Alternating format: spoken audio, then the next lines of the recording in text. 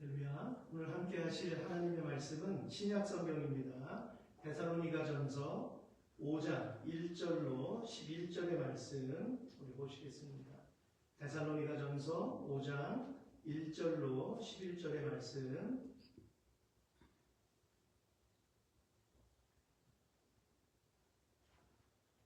자, 제가 한 절, 여러분 한 절 교독합니다. 형제들아, 때와 시기에 관하여는 너희에게 쓸 것이 없음은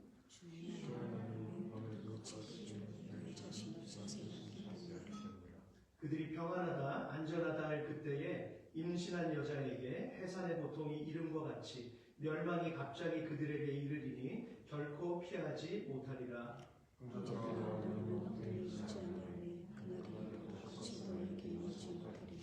너희는 다 빛의 아들이요 낮의 아들이라. 우리가 밤이나 어두움에 속하지 아니하나니.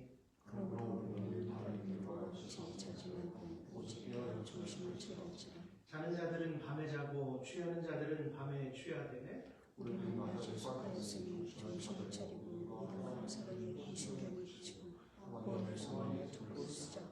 하나님이 우리를 세우심은 노하심에 이르게 하심이 아니요 오직 우리 주 예수 그리스도로 말미암아 구원을 받게 하심이라. 예수께서 우리를 위하여 죽으사 우리로 하여금 깨어든지 자든지 자기와 함께 살게 하려 하셨느니라. 같이 읽을까요? 시작. 그러므로 피차 권면하고 서로 덕을 세운 일을 너희가 하는 것 같이 하라. 아멘. 생명의 말씀입니다. 자, 오늘 함께 읽은 본문을 통해서 구원의 기회를 주셨을 때 라는 제목으로 주의 뜻을 나누도록 하겠습니다. 인류 역사상 가장 끔찍한 재앙 중 하나를 꼽는다면 서기 79년경에 일어났던 폼페이의 화산 폭발일 것입니다. 폼페이는 지금의 이탈리아 남부의 대표적인 항구 도시인 나폴리에서 동남쪽으로 약 23km 떨어진 곳에 있는데요. 그 흔적이 지금도 남아있죠. 고고학자들은 오랜 발굴을 통해서 한 가지 충격적인 사실을 밝혀냈습니다. 그것은 화산이 폭발하기 직전 땅이 흔들리고 하늘에서 화산재가 내리는 등 탈출할 수 있는 많은 사람들이 이야기하는 골든타임이 무려 18시간이나 있었다고 합니다.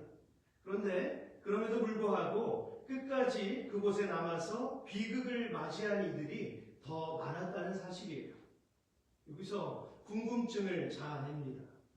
왜냐하면 이 후에 발견된 시신들의 손에는 금화 주머니 그리고 은으로 된 그릇, 보석들이 꽉 쥐어져 있었기 때문이죠. 설마 이 화려한 도시가 무너지겠어? 조금만 기다리면 잠잠해질 거야. 이 아까운 재산들을 두고 어떻게 내가 갈 수 있겠어?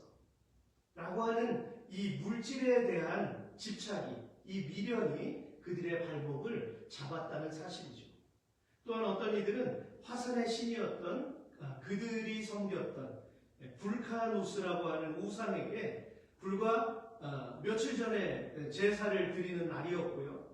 또 그 신을 의지하고 그곳에서 기도를 하였다는 사실입니다.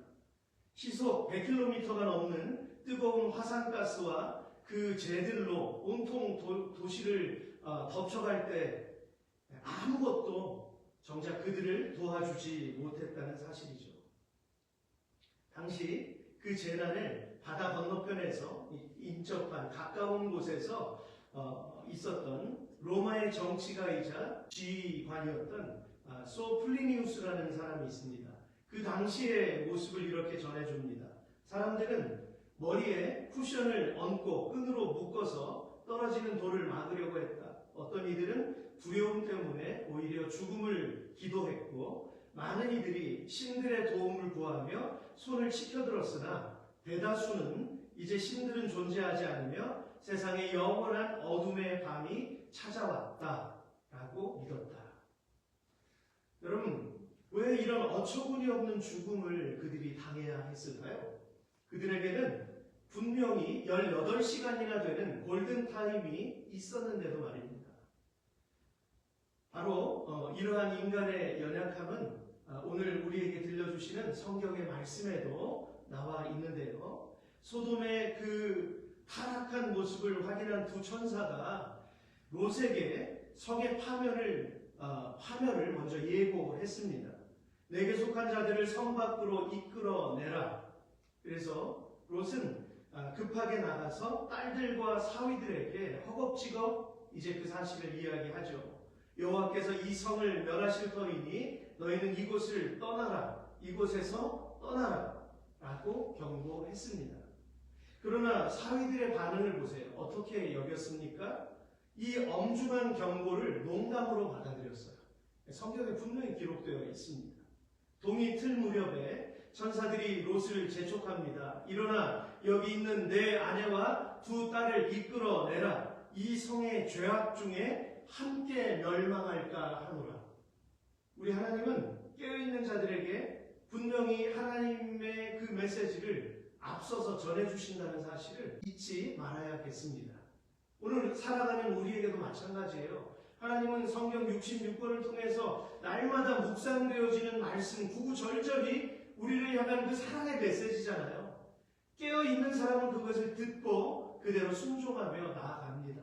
그러나 들을 귀가 없는 자들은 눈으로는 읽지만 여전히 듣지 못한다는 사실이죠. 여기서 특징적인 부분이 눈에 띄는데요. 롯이 지체하네. 롯이 지체했다는 거예요. 이게 많은 상상을 우리가 동원할 수 있습니다. 왜 지체했을까요? 아까 폼페이에서 죽음을 당했던 사람들과 같은 그런 여러 가지 생각들이 스쳐가지 않았을까요? 네. 그가 그 삼촌이었던 아브라함과 헤어지면서 얼마나 당당하게, 얼마나 나는 이제 확실히 독립해서 보란듯이 내가 살 거야. 그리고 소돔으로 갔을 것 아니에요. 그러나 지금 돌아보니까 그 쌓아놓았던 많은 재물이 허망하게 다 날아갈 것 같은 이런 위기 속에 있다는 거예요. 그 속에서 잠깐이나마 이 롯은 지체하였죠. 보다 못한 천사들이 롯과 그의 아내와 두 딸의 손을 그들이 잡아서 이끌어서 성 밖으로 세웁니다. 여러분, 하나님의 은혜예요. 여기에서도 하나님의 은혜가 등장하는 것입니다.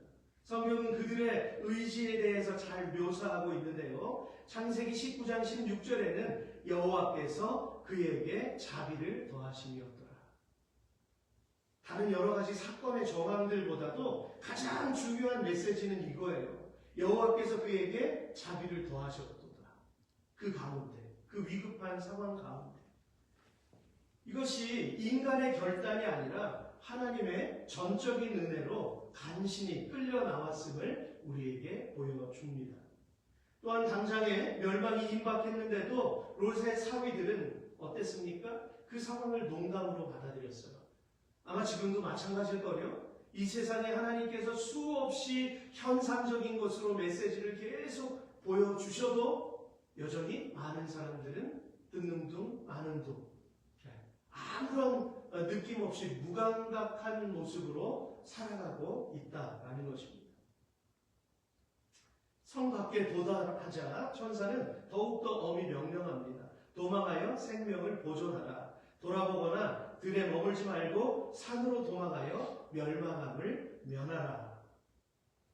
여러분, 폼페이에서 탈출할 수 있었는데도 그냥 남아서 죽음을 자처했던 사람들이나 오늘 창세기에 기록된 롯과 그의 가족의 모습은 조금도 다를 바가 없다라는 얘기예요. 인간적인 측면에서는 조금도 차이가 나지 않습니다. 롯도 지체했잖아요. 어떻게 나올 수 있었습니까? 천사가 강권에서 끄집어내니까 살아난 거예요. 여러분, 구원의 은혜가 우리에게 이것과 마찬가지입니다. 우리 자력으로서는 구원받을 수 있는 존재가 아니에요.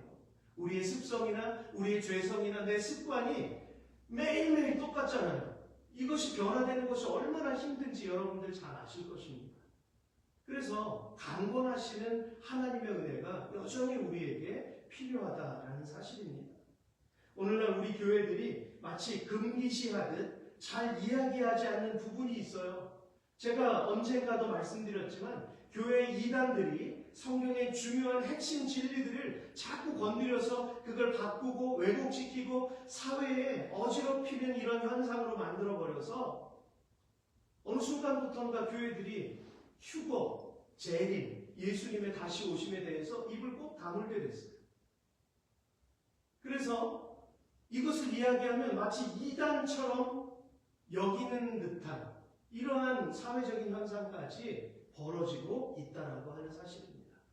그러나 주님 분명히 다시 오십니다. 우리는 주님 앞에 휴거됩니다. 이것은 성경의 말씀이고 2000년 전부터 계속해서 복음으로 우리에게 선포되어진 거예요. 얼마나 교회가 지금 습격을 많이 받았어요. 어둠의 권세들에게. 그러니까 우리는 육안으로는 구분이 안 돼요. 어떤 성도가 올바로 서 있는지, 어떤 교회가 잘 분별을 하고 있는지. 겉으로 볼 때는 다 똑같은 예배를 드리는 것 같고 하지만 그러나 분명히 심판날에는 구분되어진다 라는 사실이에요. 그래서 저와 여러분들은요 매일매일을 준비해야 합니다. 아까 기도하실 때 기름 등불 준비한 그 처녀들처럼 여러분 우리 매일매일 준비해야 되는 거예요. 한 손으로는 내게 맡겨진 세상의 일들을 열심히 하고 또 한 손으로는 말씀을 절대로 내려놓지 않고 주님의 때가 언제일지 매일매일 우리는 확인해야 하는 것입니다. 예수님께서는 마태복음 4장 17절에서 회개하라 천국이 가까이 왔느니라 라고 선포하셨는데요. 말씀 그대로 이 땅에 오신 예수님의 The First Coming, 초림, 2000년 전이 초림이에요. 그래서 지금 2000년이 지난 재림, Second Coming은 아직 이루어지지 않았습니다. 그래서 우리는 여전히 사도행전의 시대를 이어서 계속해서 살아가고 있는 거예요. 이것을 절대로 잊어버려서는 안 될 것입니다. 당시 유대인들은 로마를 힘으로 전복시키는 정치적인 나라를 기대했어요. 하지만 예수님은 심령이 가난한 자, 애통하는 자에게 천국을 소망하며 살아가는 그 삶의 방식에 대해서 가르쳐 주신 것이죠. 지금 이 나라가 완벽한 하나님의 천국이 된다라고 가르치신 것이 아니라 하나님의 나라가 임했다 이렇게 가르쳐 주셨어요. 그리고 천국을 살아가는 삶의 그 방식을 가지고 너희들은 이제부터 살아가라 그거인 거예요. 세상은 아직 바뀌지 않았고 세상은 아직 완벽한 하나님의 천국이 임하지 않았지만 우리들 삶의 형식은 세상과는 분명히 달라야 된다라고 말씀하신 것이죠. 그러므로 구체적인 오늘의 의미로서는 하나님을 우리의 주인이요 왕으로 모시고 살아가는 것이며 미래적으로는 분명히 최후의 심판과 완성될 하나님의 나라를 말씀하셨던 것입니다. 그러므로 산 위에서 하신 설교 중에서 마태복음 7장 21절에 나더러 주여 주여 하는 자마다 천국에 들어갈 것이 아니요 다만 하늘에 계신 내 아버지의 뜻대로 행하는 자라야 들어가리라. 아멘. 분명히 말씀하셨잖아요. 장차 들어갈 천국에 대해서 말씀하신 거예요. 그러므로 오늘을 세상의 방식으로 살지 말고 하나님의 자녀답게 살아라 라고 예수님께서 분명히 선긋기를 하신 것입니다. 성도 여러분, 오늘 우리에게 주신 말씀을 이해하기 위해서는 바울이 데살로니가에 왜 이 편지를 보내셨는지 그 이유를 먼저 이해해야 합니다. 그는 갖은 고난을 겪었던 빌립보에 교회를 세웠고요. 그리고 두 도시를 거쳐서 그 다음에 세운 교회가 오늘 읽은 데살로니가 교회입니다. 바울은 그곳 유대인 회당에 들어가서 약 3주 동안 복음의 핵심인 그리스도의 고난과 부활을 전하고 가르쳤어요. 그리고 그곳에서 야손을 비롯한 경건한 헬라인의 큰 무리와 많은 귀부인들이 복음을 듣고 따르게 됩니다. 귀부인들은 당시 고관 대작들, 지위 있는 사람들, 정치가들의 아내들, 그런 사람들에게 복음의 메시지가 들어갔다는 거예요. 하지만 이런 바울의 사역을 바라보면서 여전히 시기심으로 가득했던 유대인들은요, 길거리에 불량배들을 끌고 와서 이 첫 열매인 야손의 집을 습격합니다. 그리고 바울 일행을 향해서 천하를 어지럽히던 사람들이라든지 혹은 황제 가이사의 법을 어기고 다른 왕인 예수를 전한 자들이라면서 선동하고 그들을 모략합니다. 여러분, 언제 바울의 일행이 언제 가이사를 손가락질했나요? 그들은 세상의 법도 충실히 지켰을 거예요. 전혀 해가 가는 일들을 하지 않았습니다. 오직 전해진 것은 예수 그리스도의 복음이었는데 유대인들이 자기들의 지위를 잃을까 하여서 자기들이 이제까지 확신하며 살았던 이 모든 율법들의 체계가 와르르 무너질까 두려워서 지금 그들은 온통 시기심에 사로잡히게 되었던 것이죠. 그래서 결국은 바울이 밤중에 성도들의 도움을 통해서 급히 피신을 하게 됩니다. 하지만 바울은 데살로니가에 있던 영적 아기 같았던 성도들을 극심한 박해 속에 남겨두고 왔기 때문에 늘 마음에서 떠나지 않았어요. 그들을 위해서 계속해서 중보와 도보로 계속 기도합니다. 그러다 그곳에 있던 성도들의 상황이 들려오는데요. 결국에 바울은 가장 아끼는 동역자였던 디모데를 데살로니가로 파송하게 되죠. 그래서 바울이 데살로니가 전후서를 쓰게 된 동기는 이렇습니다. 그들은 짧은 기간 동안 복음을 3주, 얼마나 복음이 강력했으면, 얼마나 성령의 충만함이 임했으면 3주 동안에 그들이 변화되고 꼬꾸라지고 데살로니가 교회가 세워졌다는 거예요. 놀랍지 않습니까? 단 3주 동안에. 여러분, 저와 여러분들이 이러한 성령을 경험해야 될 줄로 믿습니다. 그것은 우리의 힘으로 되지 않아요. 성령을 구할 때에만 가능합니다. 그러나 교회 다녀도 성령 구하지 않는 사람이 너무 많아요. 교회 다녀도 그냥 예배 한번 지나고 나면 이것이 전혀 나랑 상관없는 거리가 먼 것이 될 때도 얼마나 많습니까? 그러나 반면에 여전히 성령을 갈망하는 이들이 있습니다. 여전히 하나님의 나라를 소망하는 이들이 있어요. 그들은 매일매일 하나님의 살아계심을 체험하고 살아갑니다.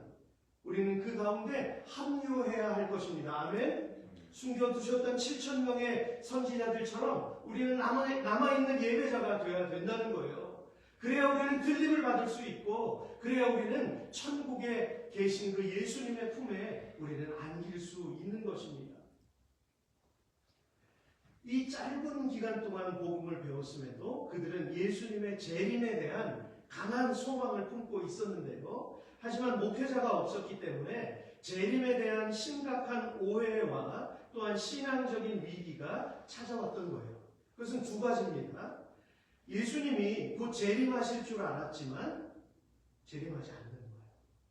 그럼 지금도 마찬가지 아닙니까? 재림하신다고 말씀하셨는데 아직은 재림하지 않고 계세요. 그렇기 때문에 이 남아있는 성도들이 먼저 죽은 자들이 혹시 주님의 재림과 하나님 나라의 영광에 참여하지 못하는 것은 아닐까라는 의심과 의구심에 사로잡혔다라고 하는 것이죠. 그래서 예수님의 재림을 경험하지 못하고 먼저 간 성도들, 그들을 생각하니까 너무나 슬픔이 찾아오는 거예요. 이때 바울은 데살로니가전서 4장 13절과 14절에서 이렇게 위로합니다. 제가 새번역 성경으로 읽어드릴게요. 형제 자매 여러분, 우리는 여러분이 잠든 사람의 문제를 모르고 지내는 것을 원하지 않습니다. 여러분은 소망을 가지지 못한 다른 사람들과 같이 슬퍼하지 말아야 할 것입니다. 우리는 예수께서 죽으셨다가 살아나신 것을 믿습니다.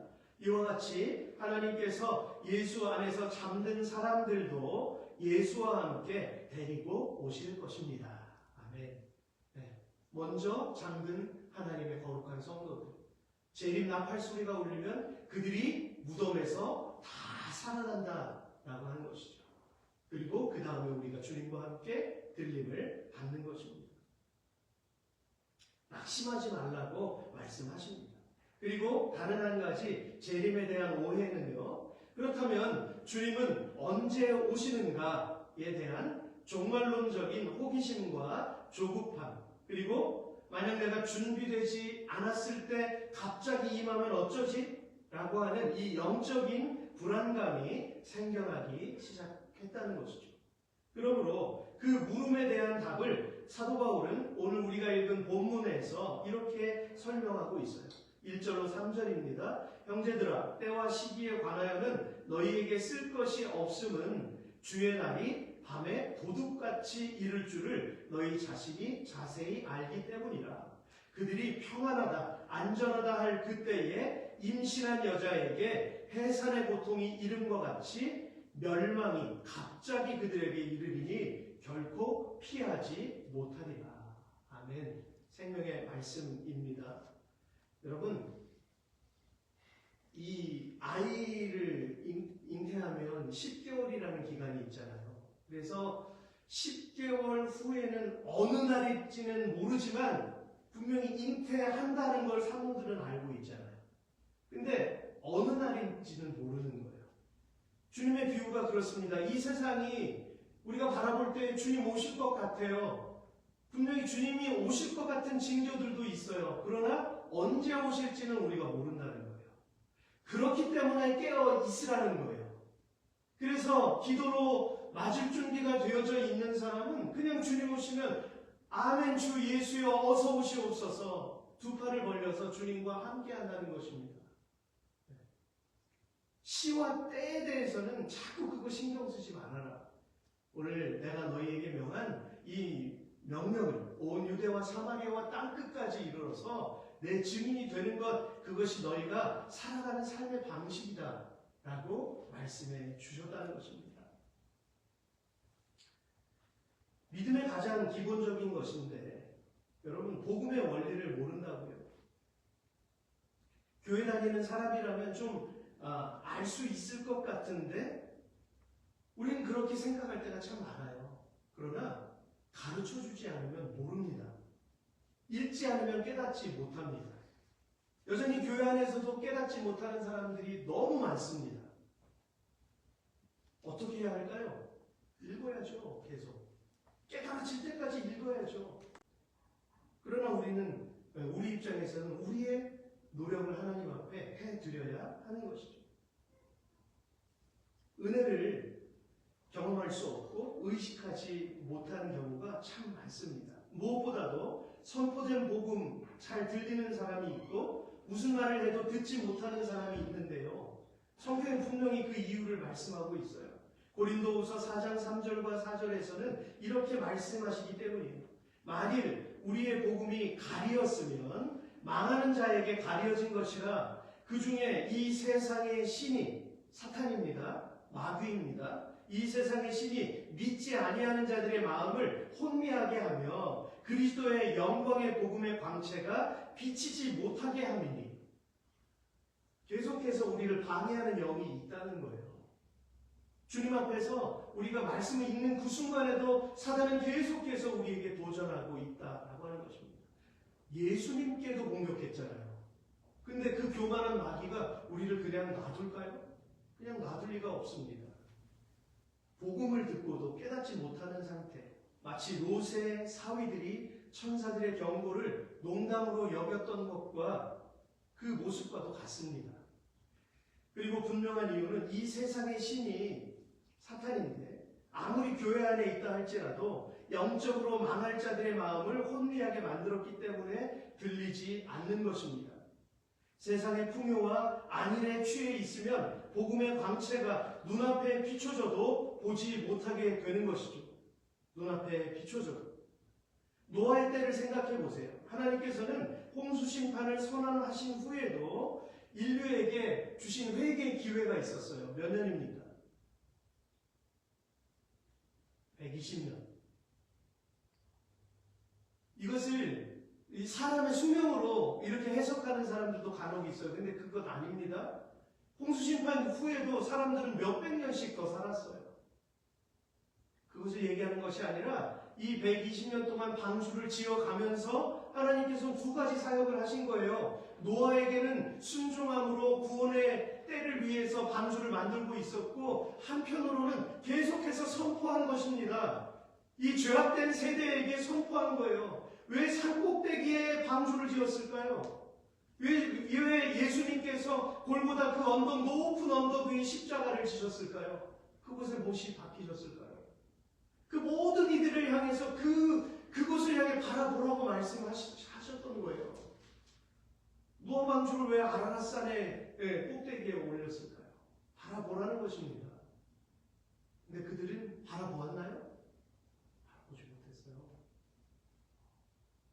120년이나 시간을 줬는데 몇 명이 구원받았습니까? 8명. 8명이 구원을 받은 거예요. 저는요, 이 노아 빼놓고는 노아의 남은 가족들도 어떻게 보면 노아 때문에 은혜를 입었다고 생각을 해요. 하나님의 말씀을 명확히 들었던 그 가족 중에 그 한 사람 때문에 이 옆에 있는 사람들도 강건함을 힘입어서 그 일에 동참하게 되고 함께 구속함을 얻은 것 아니겠습니까? 여러분, 이 세대에 교회가 굉장히 많잖아요. 그죠? 근데 여러분, 과연 우리는 물음표를 가져야 돼요. 노아의 때와 우리가 다를까? 이 경각심을 가져야 합니다. 난 구원받을 수 있을까?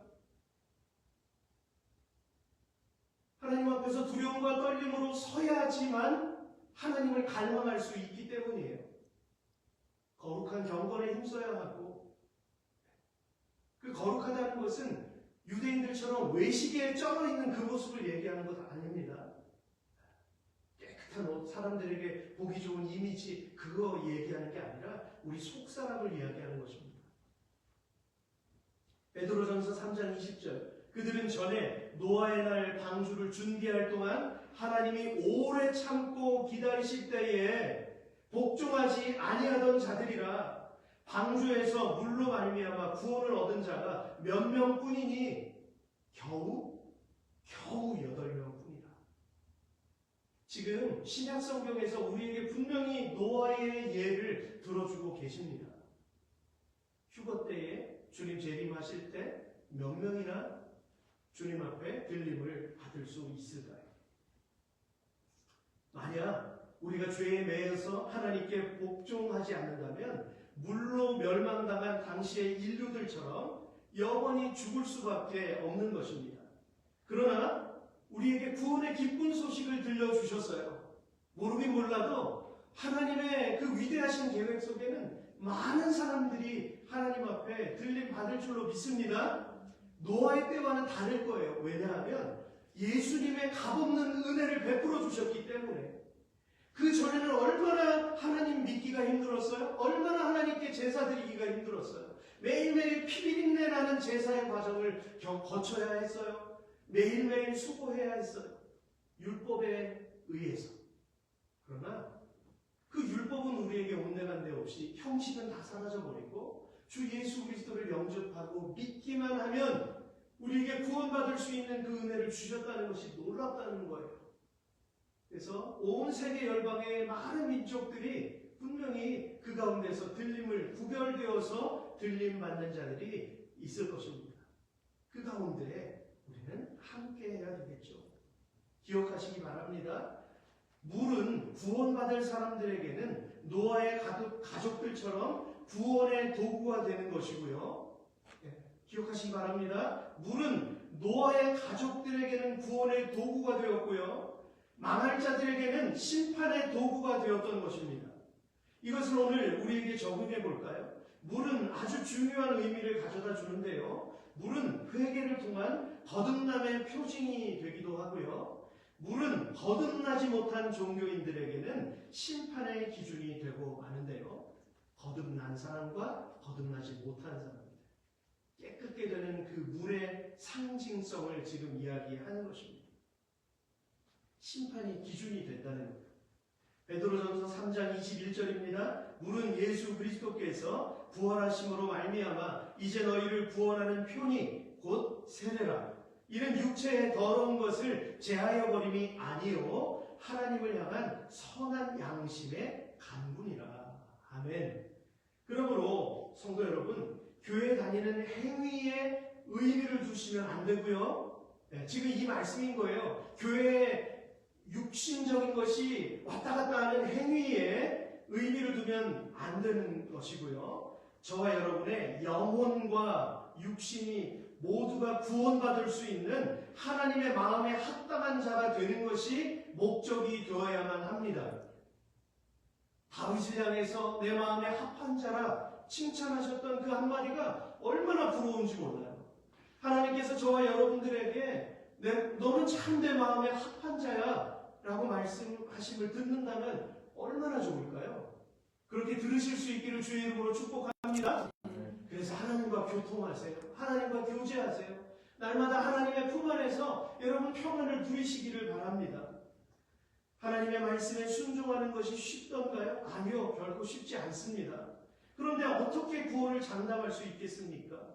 어떤 분들은 교회 다니면서 더욱더 무거운 중직자가 될수록 구원의 안전지대에 머무는 것처럼 때로는 착각하고 희망을 가질 수 있기도 합니다.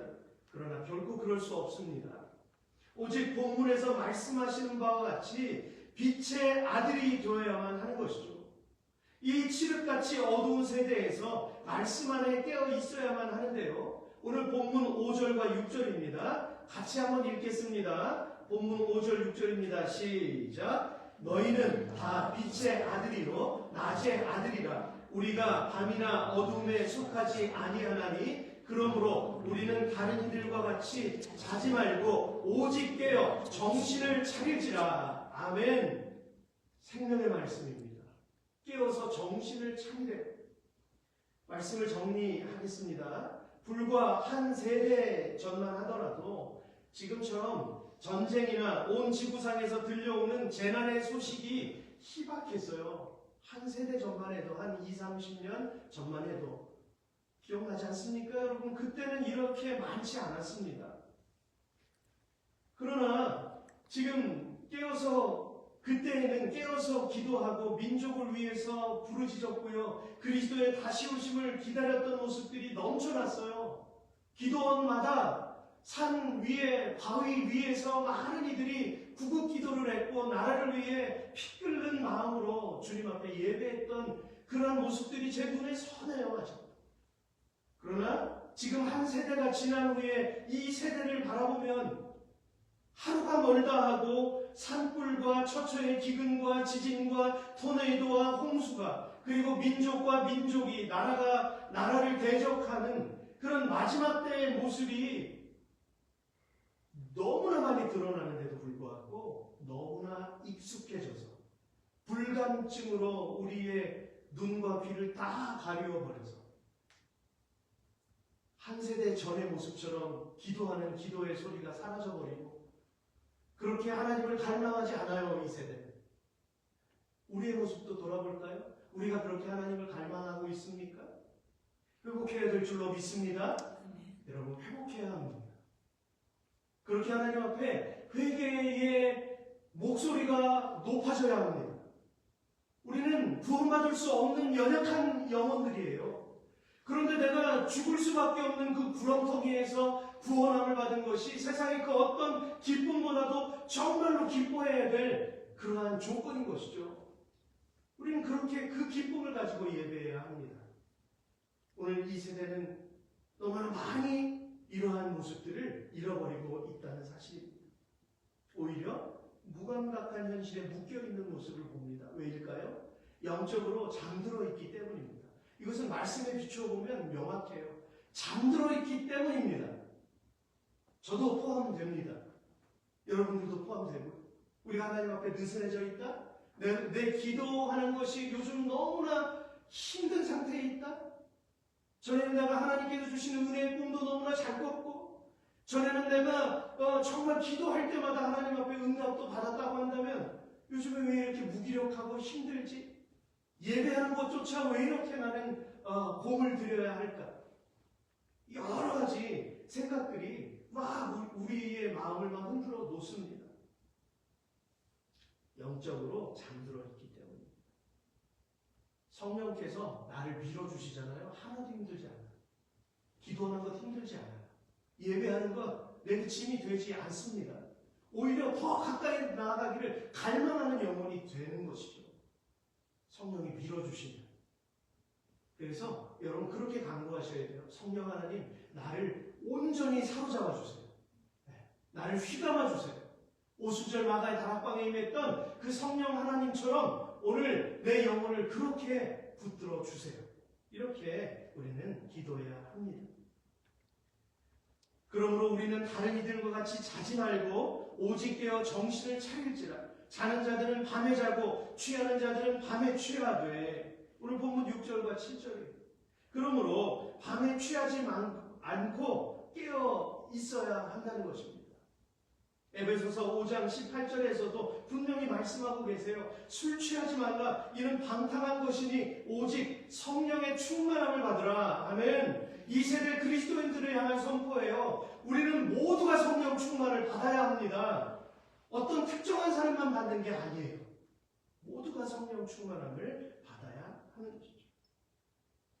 어떤 분들은 이렇게 이의를 제기합니다. 술 취하지 말라고 했지 마시지 말라고 했습니까? 근데 여러분, 이 표현, 저도 예전에 이런 이야기를 제가 직접 들었던 적이 있거든요. 근데 여러분 잘 생각해 보세요. 왜 이런 질문을 하는 걸까요? 그럼 답이 있어요. 그죠? 왜 이 질문을 하는 걸까요? 술 마시고 싶으니까. 내가 여전히 그 사람들과 같이 그곳에 있고 싶으니까. 이런 질문을 하는 거잖아요. 하나님이 내 생명보다 귀하다고 여기면 그런 질문이 나옵니까? 절대로 나올 수가 없어요. 그리고 이건 직접적으로 술을 이야기하는 건 아닙니다. 술을 빗대어서 여러 가지 이 세상에 내가 취해 있을 법한 그 많은 조건들을 하나님께서 지금 말씀하시는 거예요. 그곳에 취하지 말라. 그곳에 중독되지 말라. 오직 성령의 충만함을 얻어라. 그것을 지금 말씀하시는 것이죠. 하나님은 믿지만 여전히 나의 방식은 놓고 싶지 않다는 마음인 거예요. 하나님께서는 이 세대가 취해 있는 모든 것에 대해서 말씀하십니다. 성도 여러분, 때가 악하기 때문에 세월을 아끼기 위해서는 오직 주의 뜻이 무엇인가 이해하기 위한 그 시간을 우리가 가져야 한다는 것이죠. 아멘이시죠? 네, 여러분 매일 세끼 드시잖아요. 안 드십니까? 네, 간단하게라도 다이어트를 위해서 드시잖아요. 생명의 말씀, 데일리 브레드가 돼야 되는 거예요. 아멘? 매일매일 먹으면 내가 궁핍해지고 말라 비틀어지는 거예요. 이거 매일매일 먹어야 되는 거예요. 여러분들의 방식으로 매일매일 드세요. 맛있게 드세요.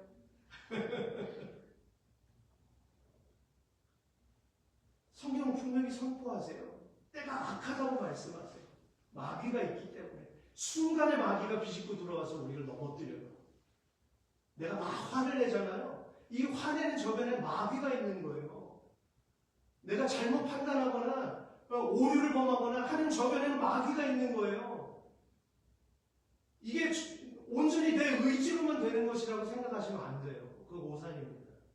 그래서 오늘 여러분들이 우리가 깨어서 하나님 앞에 기도할 때에 이 모든 것이 다 사라지는 줄로 믿습니다.